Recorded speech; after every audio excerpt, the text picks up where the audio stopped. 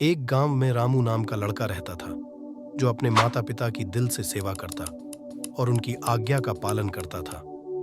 रामू मन लगाकर पढ़ाई करता था और हमेशा सबकी मदद करता था। गांव के सभी लोग उसे बहुत प्यार करते थे। रामू के पिता दिन भर गांव गांव में जाकर सब्जी बेचा करते थे और उसका एक छोटा भाई भी था जिससे वह बहुत प्यार करता था। पिता की कमाई से घर और पढ़ाई का खर्चा निकल जाता था। स्कूल जाने से पहले रामू सुबह सारी सब्जियां धोकर ठेली पर सजा देता था जिससे उसके पिता को मदद मिल जाती थी।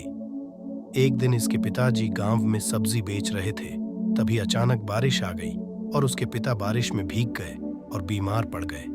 फिर एक दिन अचानक उनकी मृत्यु हो गई। इस हादसे से रामू का पूरा परिवार हिल गया। घर में सभी पैसे पैसे के लिए मोहताज हो गए।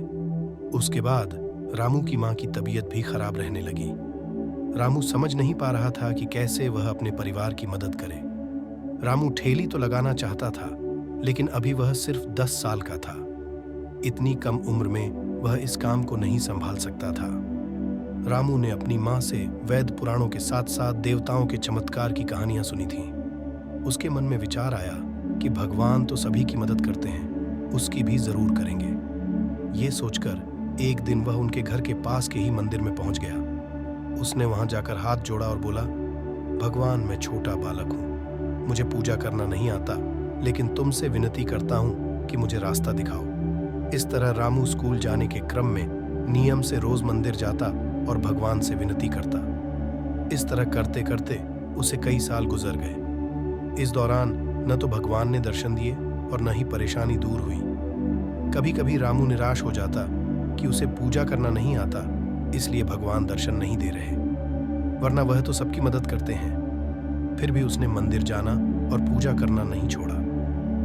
आखिरकार एक दिन देवी मां को उस नन्हे भक्त पर दया आ गई। एक दिन जब रामू चारपाई पर गहरी नींद में सोया था, उसे लगा आकाश से एक तेज रोशनी आ रही है और पूरा कमरा रोशनी से भर गया। कुछ देर बाद उस रोशनी से हाथ में छड़ी लिए नन्ही परी निकली, जो बिल्कुल वैसी ही थी जैसा उसने अपने पड़ोसियों की टीवी में देखा था। रामू को यकीन नहीं हो रहा था। वह बिना आंख टिमटिमाए बस उसे देखे ही जा रहा था। तभी परी ने मुस्कुराते हुए कहा, रामू, मैं सच में तुम्हारे सामने खड़ी हूं। रामू ने तुरंत कहा, तो क्या तुम परी हो? परी ने मुस्कुराते हुए कहा, हाँ, तुम यहां कैसे? घबराहट में रामू की आवाज नहीं निकल रही थी। परी ने फिर हंसते हुए कहा, रामू, मुझे देवी मां ने भेजा है। देवी मां? रामू आवेग में चिल्ला उठा। हाँ रामू, बोलो तुम्हें क्या चाहिए? रामू खुशी से चिल्लाते हुए बोला, अगर तुम्हें सचमुच देवी मां ने भेजा है तो मेरी मां को ठीक कर दो। परी बोली, ठीक है रामू, कल तक तुम्हारी मां ठीक हो जाएगी, लेकिन मैं तो तुम्हें वरदान देने आई थी, तुमने अपने लिए कुछ मांगा ही नहीं।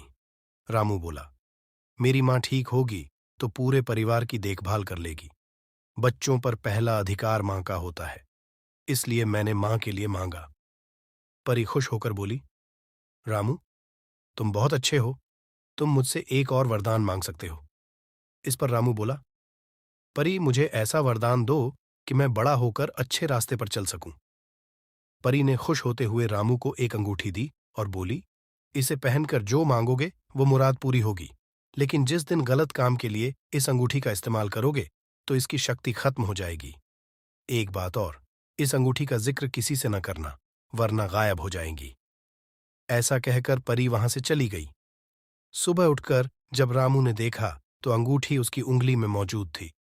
उसने देखा कि मां पूरी तरह से ठीक हो चुकी है और घर के काम कर रही है। वह अपनी मां को सारी बात बताना चाहता था, लेकिन फिर परी की बात याद आ गई और वह चुप हो गया।